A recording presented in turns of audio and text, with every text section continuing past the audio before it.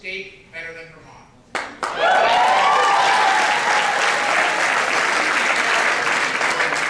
than Vermonters. As I say, I am extraordinarily humbled and grateful. We have hard work to do. Just a few hours ago, I received a call from Brian Dubie. And I want to thank Brian for his graciousness, for his extraordinary service to this state as Lieutenant Governor, and for his commitment to Vermonters. I was his friend before this campaign. We'll be friends going forward, and I thank Brian for his service.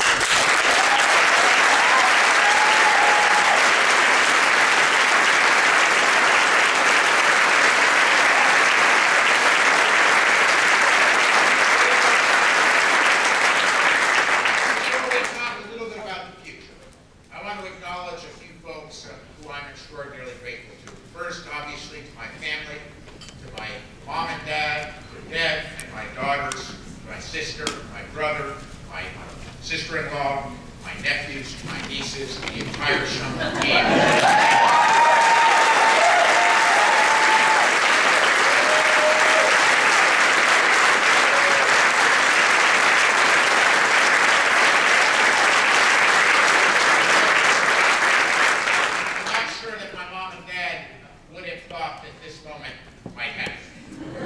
All of my life.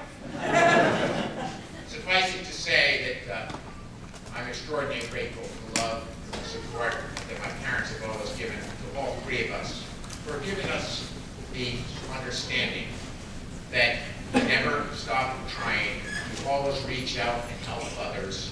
The more you reach out, the more you can do, and for giving us the confidence to do it. Thank you.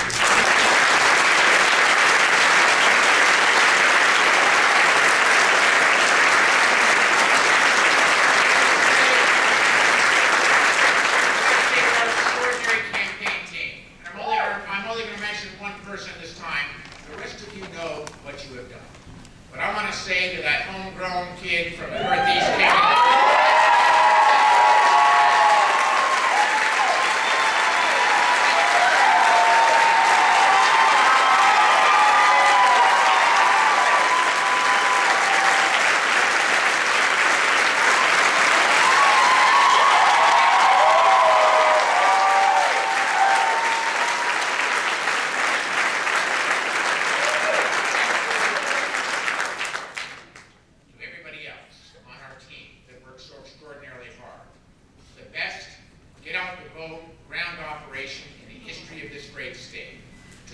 volunteers in this room and across the state who reached out, worked hard, knocked on doors, called their neighbors, emailed their friends. This has really been an extraordinary effort in 7 short weeks to make the case for change, for jobs in Vermont. You did it. We owe it to you. Thank you from the bottom of our heart.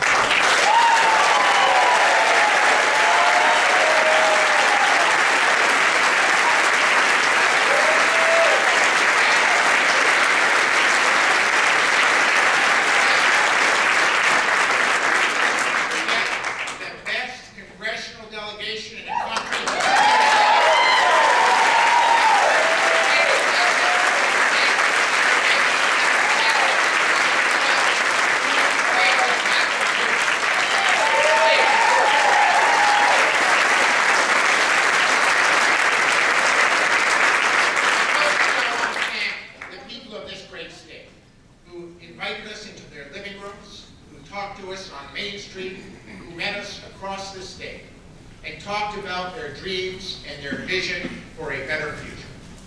Those are the folks that I promise I will work for every single day. We do not care if you are a Democrat, a Republican, an independent, a progressive, or any of the above. I have worked hard all my life to get tough things done. We have tough things to do. And today, we begin that for every single Vermonter, every single day, to make your future better. That struggle starts today. Thank you.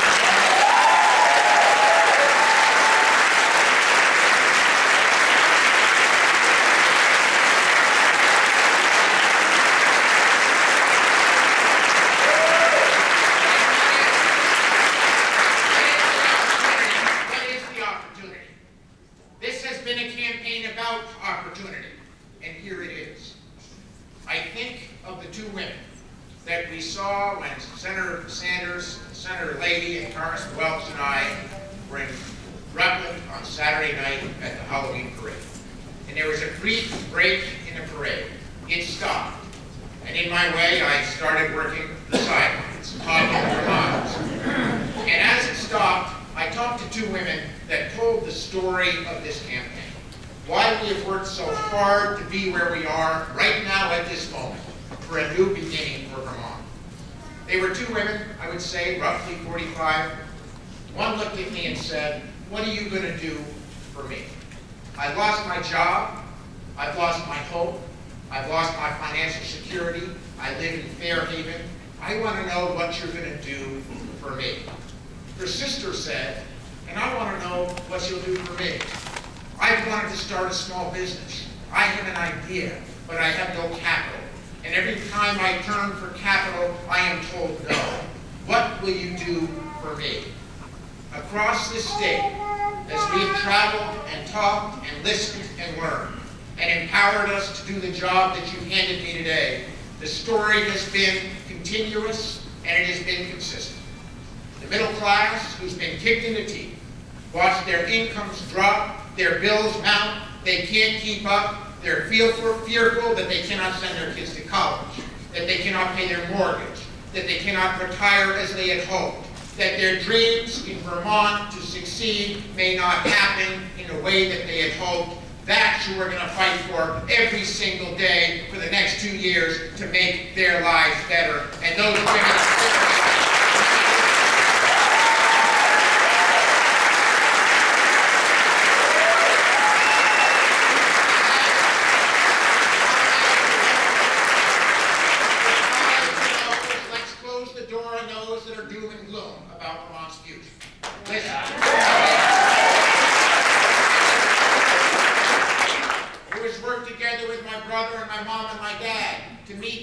financial success in small business in Vermont. I know that there is no better place in the world to run a business, to raise a family, to live than the state of Vermont. Our opportunities are extraordinary, and our responsibility to seize that opportunity.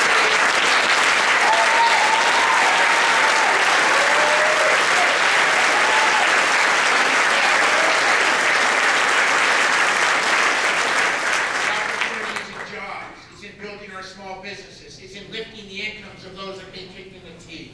It's about harnessing the opportunity as we get off of our addiction to oil and move to new resources. It's manufacturing. It's rebuilding our farms. It's in absolutely energy efficiency, making Vermont the energy efficiency state so that we're spending less money. To Saudi Arabia, the royal family is just doing fine, and we keep those dollars in Vermont. It's about renewable energy. It's about biotech. It's about technology.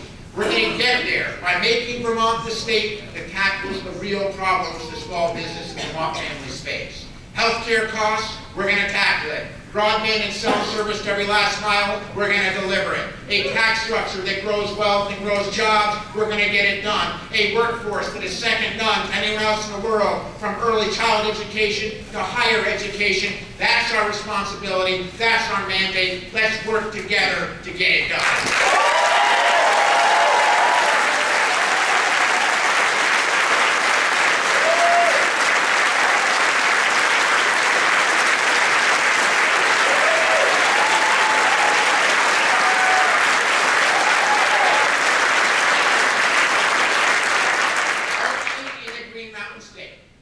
In a sea of discouraging news nationally, would Vermonters come together and say, we believe it, we have hope, we think we can manage our own destiny, we believe we can beat the other 49 states to the economic opportunity, to a better future for our children, to a better future for the two women in Fairhaven that sat and talked to us on Saturday night. Let's do it together. We start today. I'm extraordinarily grateful to the people of this great state for this opportunity. I have worked hard all my life. Today, I go hard to work for every single Vermonter, every single Vermont family, every single Vermont small business. Let's do it together. Thank you so much.